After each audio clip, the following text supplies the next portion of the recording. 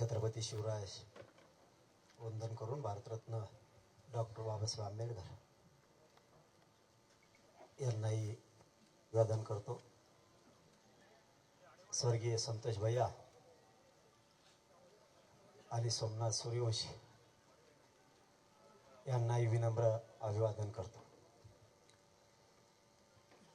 ऊन खूप झालंय, बोललेलं आहे आणि व्यासपीठावर बसलेल्या सगळ्या मान्यवरांना आता इथं काय उपस्थित राहतात त्याबद्दल धन्यवाद असंच म्हणावं लागेल।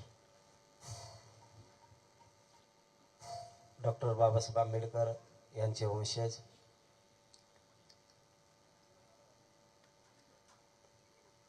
आनंदराजे आंबेडकर साहेब, केदार साहेब, तुमचं काय नाव आहे? मोहन देशमुख साहेब, दानवे साहेब, जलील साहेब, म्हणजे कोणाचं नाव विसरलं काही? अरे पण कम पडत रे कोणकडे येऊ वाढव काचा काचा, तुला काय झालंय?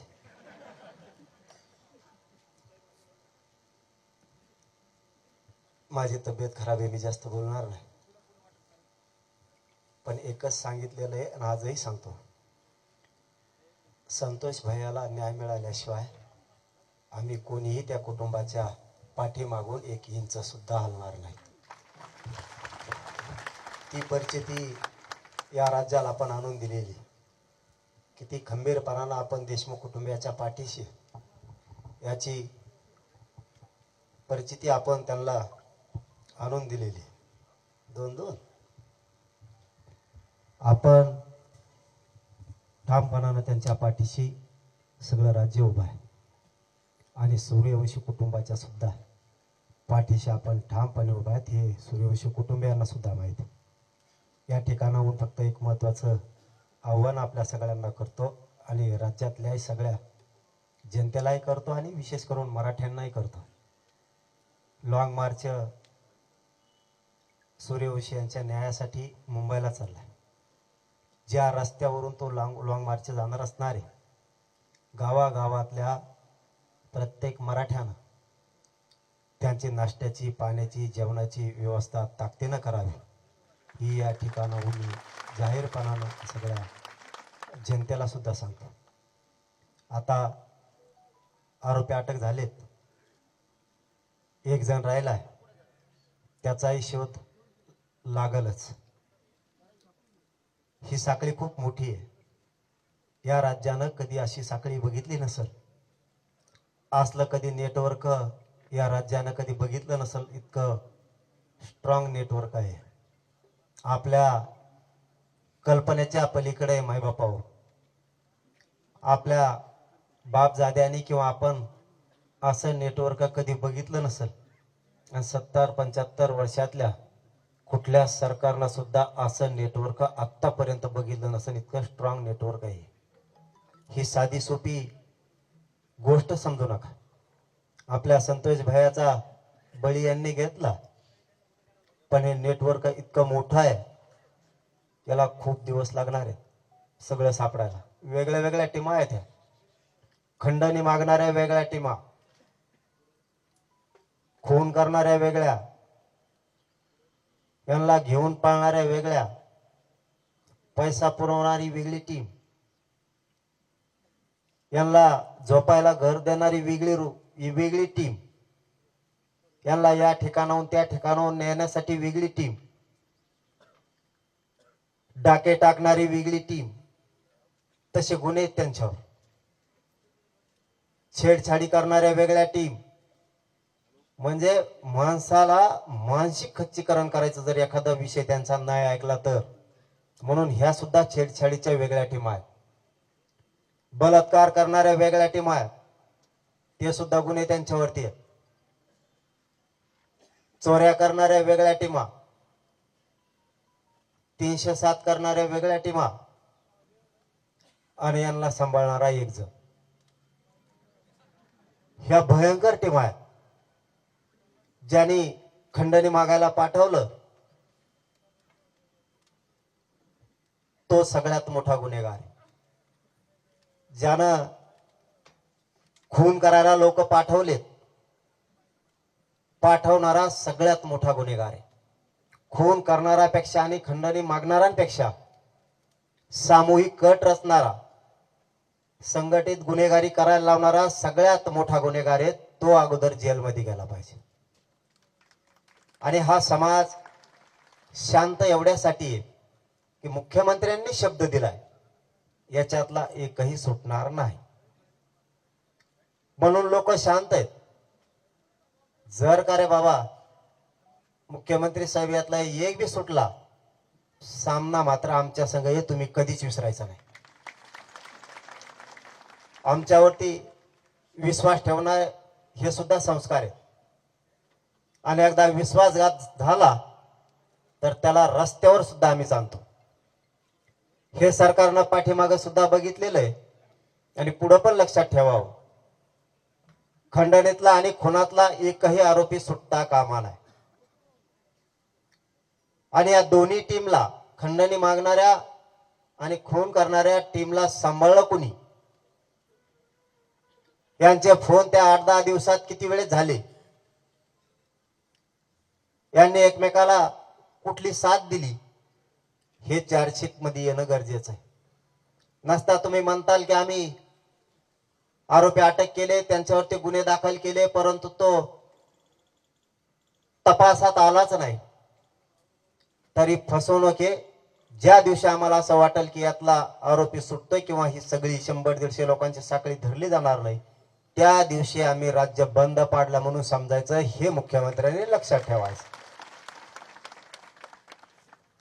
कारण ही लहान घटना नाहीये,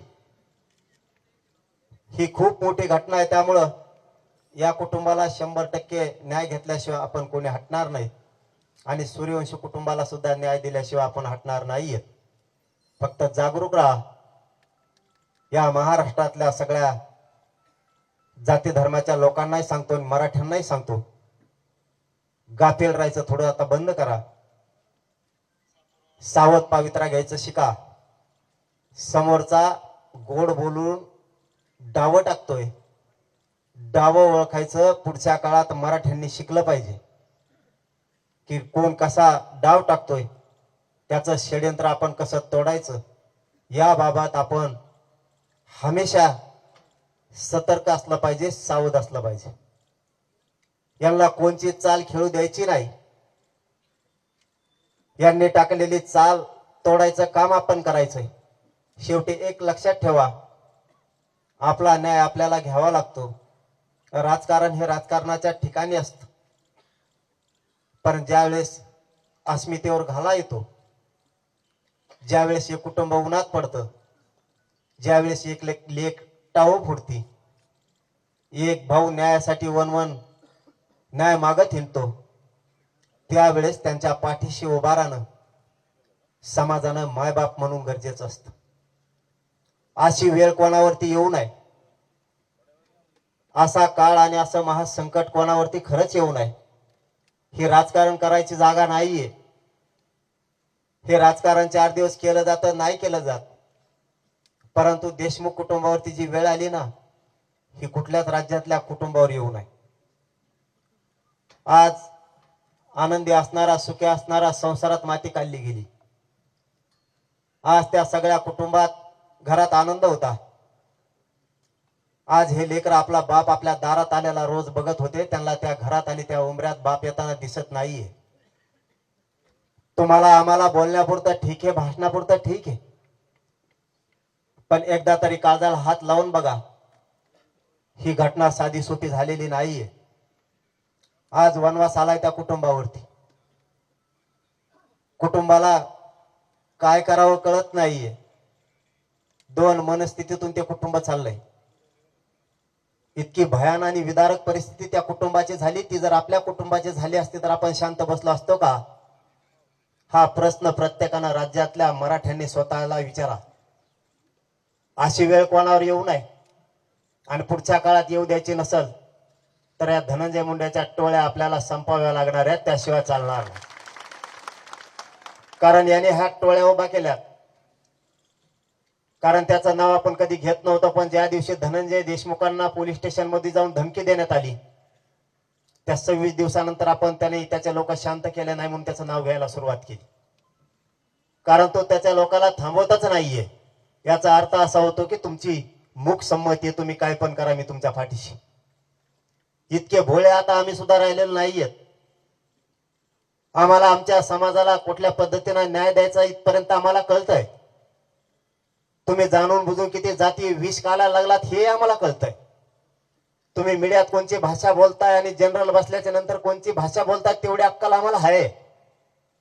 तुम्हाला वाटत असेल आम्ही खूप ताकदवर आहेत, पण एकदा जर मराठा बिथरला तर तो टोळी चटणीला सुद्धा पुरणार नाही. ही धमकी नाहीये, हे सत्य आहे. तुम्ही जर तुमच्या टोळ्या, लाभार्थी टोळ्या जर रस्ता रोको करत असतील, मोर्चे काढत असतील, आंदोलन करत असली तर हे राज्यात वेगळा पायंडा पडायला लागलाय.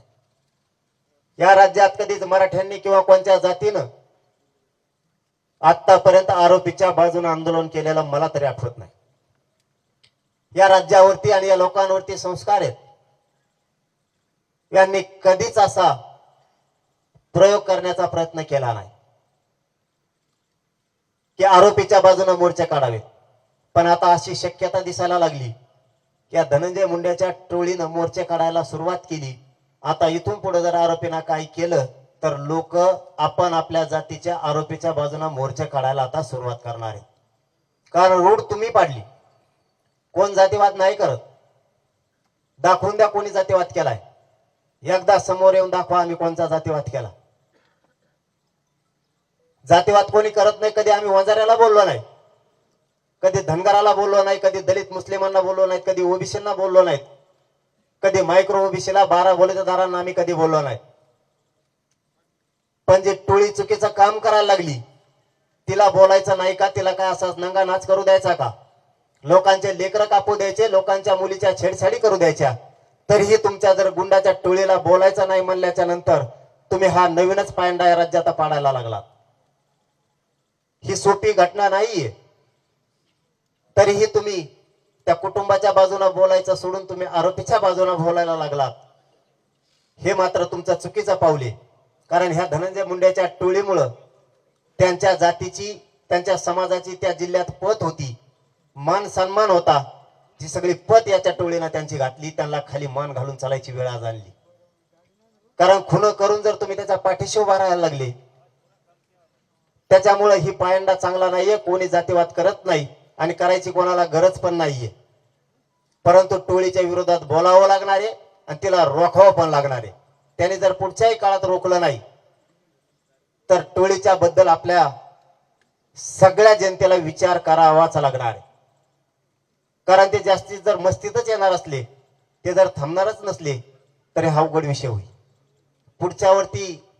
पुढचे संकट टाळायचे असतील तर पुढच्या काळात ह्या गुंडाच्या टोळ्या थांबवणं गरजेचं आहे.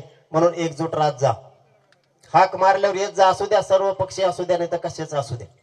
हे सर्व पक्षी म्हणलं काही जण लई कणत येत.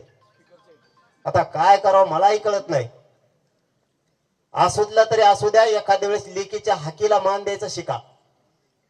लेक बाळ जर टाव फोडती सांगते माझ्या बापाच्या न्यायासाठी तुम्ही या, तर आपण आलं पाहिजे. आपण नाही मान सन्मानाचा विचार केला पाहिजे.